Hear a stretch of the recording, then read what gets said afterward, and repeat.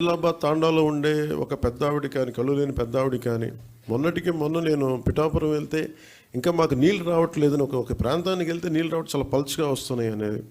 అంటే ఆల్మోస్ట్ అంటే ఎంత సన్నటి దారంటే ఒక 30 మంది వెయిట్ చేయాలి.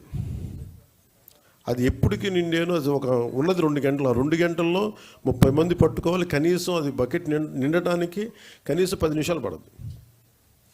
అంటే 55 లీటర్స్ అనేది మనం ఇచ్చినా కానీ ఆ వచ్చే ధార ఇవన్నీ ఇంజనీరింగ్ ఇష్యూస్, ఇవన్నీ వాటిని కూడా కరెక్ట్ చేయాలి. సో వీటన్నిటిని సమగ్రంగా అన్ని సమస్యల్ని పెట్టుకొని ఎలా చేయాలి దీనికి ముందుకనేది కృష్ణతేజ గారితో, మన ప్రిన్సిపల్ సెక్రటరీ మన శశిభూషణ్ గారితో, సంజీవ్ రెడ్డి గారితో వీళ్ళందరితో మాట్లాడి ఇది ఒక పరిష్కారం ఎతకాలి. ఎందుకంటే ప్రతిసారి డబ్బు ఖర్చు పెట్టేస్తున్నాం, ఇంటెండెడ్ రిజల్ట్ అయితే రావట్లేదు.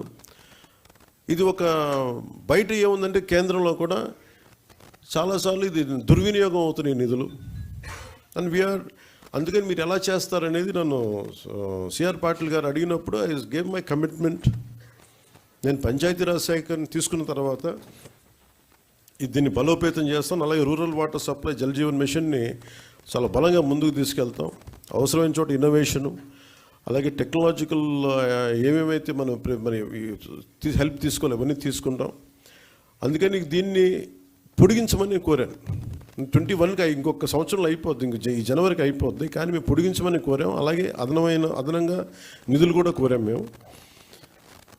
ఇది ఎందుకంటే మేము పెట్టుకుంది ఏంటంటే ఇది స్టేట్ నిజంగా సఫర్ అవుతుంది.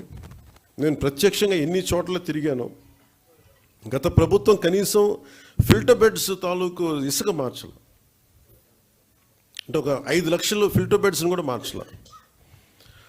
అలాగే మనకి ఇప్పుడు ఈ సస్టైనబుల్, అలాగే మనం వాటర్ షెడ్ మేనేజ్మెంట్ కానీ, అలాగే మనం నీటి వనరులను సంరక్షించుకోవడం కానీ, పెద్ద ఎత్తులో ప్రజలను కూడా దీన్ని భాగస్వామ్యం చేయాలి. వీటన్నిటిని అన్నిటినీ సమగ్రంగా తీసుకుని ఒక హోలిస్టిక్ ప్లానింగ్ తోటి ఈ జేజేఎంని మనం ఆంధ్రప్రదేశ్కి దీన్ని అమృతధారగా దీన్ని నామకరణం చేసి దీన్ని ముందుకు తీసుకెళ్తున్నాం.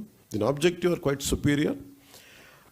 సో దీన్ని మీ ఆలోచనలు, మీ సలహాలు, అన్ని సూచనలు అన్నీ మాకు ఇస్తే మనందరం కలిసికట్టుగా దీన్ని ముందుకు తీసుకెళ్ళి ఈ సాయంత్రానికి ఒక పరిష్కార మార్గం, ఒక వర్కింగ్ మోడల్ సాధించేలాగా, మనం అనుకున్న ఆబ్జెక్టివ్ సాధించేలాగా ముందుకెళ్ళాలి. అందుకని మీ సలహాలు, సూచనలు కావాలి.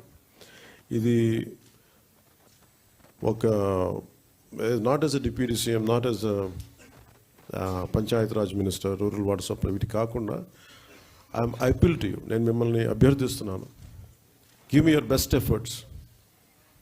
మన దాదాపు 1 కోటి మందికి నీటి అవసరాలు ఉన్నాయి, 1 కోటి కుటుంబాలు ఉన్నాయి.